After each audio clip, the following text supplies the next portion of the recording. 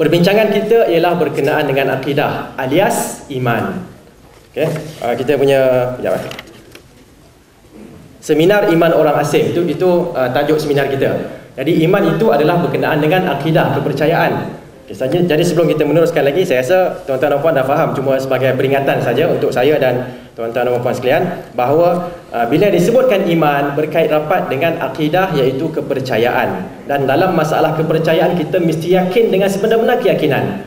Kita tidak boleh ragu-ragu, rasa-rasa Allah tu wujud contohnya kan. Okay, tak boleh, tidak boleh begitu. Mesti yakin Allah tu wujud. Apa lagi, kita akan bincangkan sebentar lagi.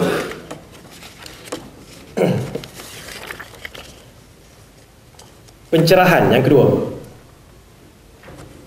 set yang kedua. Pencerahan maksudnya bayan ataupun penerangan. Kita nak cerahkan lagi. Okay. Dewan ni tak cukup cerah pun. Kepentingan beriman kepada Allah Subhanahu wa ta'ala. Kenapakah mesti dibincangkan Allah di sisi orang asing? Kita nak tahu tahap kepentingannya macam mana. Ada beberapa perkara yang boleh kita nyatakan di sini. Pertama, beriman kepada Allah ataupun kepercayaan terhadap Allah Subhanahu wa ta'ala di sisi orang asing adalah satu benda yang paling penting sekali, terpenting, dan ianya merangkumi tauhid. Dan tauhid ini adalah merupakan asas iman dan agama Islam secara keseluruhan dan secara mutlak.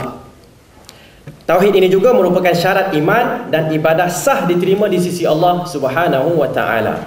Okay. Agama setiap Rasul adalah agama tauhid.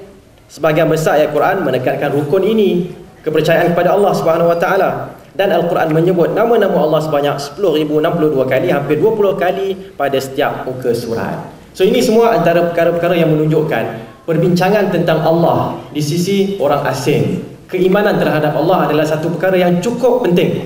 Cukup penting.